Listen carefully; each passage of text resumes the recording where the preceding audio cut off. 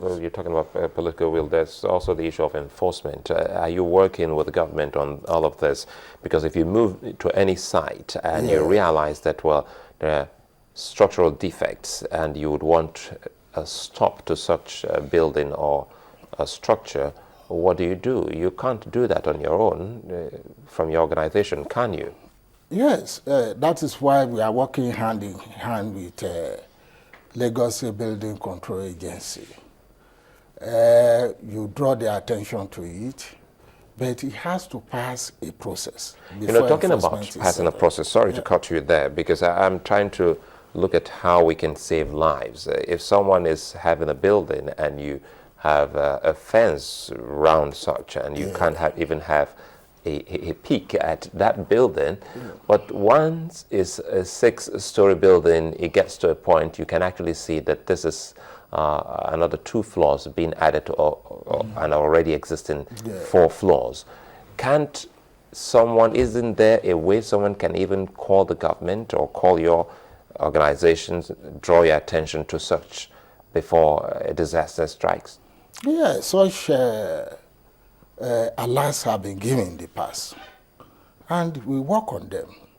Some were successful, well, some people have a way of overcoming the alert and the challenges. I'm listening to your submissions, and one of the things I can pick out there is that it would seem that monitoring and evaluation, you say, is a challenge. But even when you finally get the attention of government and they visit and they seal the place of which is just putting the seal sign there and saying stop work or do not work, it would seem that even that is not effective. What would you have government, what would you advise them to do to ensure that building work or construction work doesn't continue after it's been sealed off? Yes, like I mentioned, I will quickly cite an example. A building partially collapsed in Ikorodu last week, or week before the last. And our people got the alert. Those who are our BCPG members in Ikorodu and the artisans continue to monitor the structure.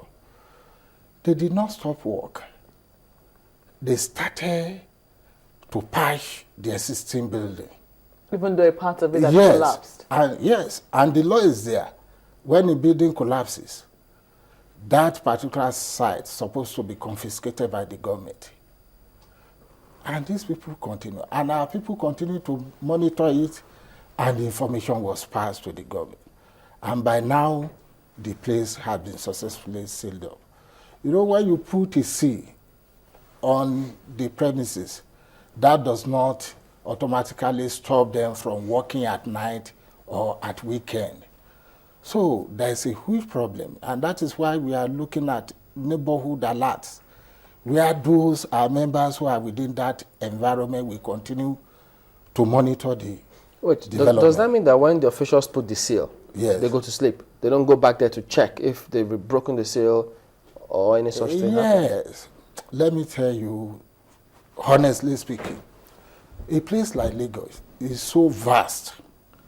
As we are solving one problem here, another problem has emerged. So this assignment requires a lot of committed people who will not compromise. And that is what we are building through the Guild. It's a voluntary exercise. We look at primary stakeholders here. They are construction professionals, people who have made money from construction or who are still seeing construction as their source of livelihood. Please, this is payback time. Contribute something. So you bring such people together. It's a sort of evangelism to get the right kind of people, because we discover that developers, most especially, are ready to tempt you when you go out there to monitor or check their activities. So under this kind of environment, you don't just send anybody outside to go and find out a development in a place. Such person, if not committed to that cause, could be compromised. No, such Then buildings. what are you preventing? Now you're talking about personnel or expertise, professionals. Yeah. Such buildings, don't they work with professionals like structural engineers, building engineers that should know what should be and what shouldn't be? We are being confronted by reality here. Many sites our people visited, especially in Lagos and Ogun State here, were not being supervised by professionals. Most of them don't have plan approvals. Most construction going on don't have plan approvals. So, what is the essence of saying you are waiting for a disaster to happen before you react? Did your members visit this one while it was being constructed? No. It has been constructed before this time. And from our members, information came that a building has collapsed within that premises before.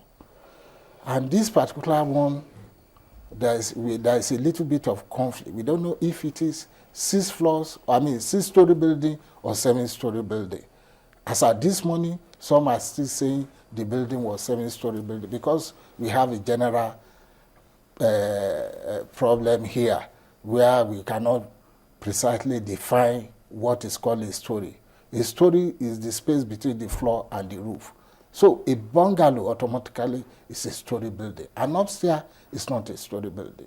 So this has been confusing people. And that is better you can't with floors. So people have not been able to establish the actual number of floors of the building. And there are a lot of speculations. With what we learned, by this morning, the church is likely to present its document to the government to confirm if that building was approved or not. And then if it was approved, how many floors? Quickly, before we go, how do you investigate in a case of a building collapse to ascertain what truly went wrong, whether it's a structural defect, whether it's any issue that has to do with the materials being used or some other accident outside that particular building? Yes. From the angle of materials, we recover some of the debris and then we test the concrete. Even from physical examination, you could see how weak some debris are.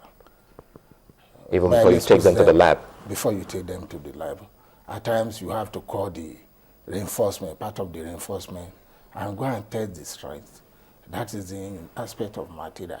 And there is another thing that we have been able to achieve.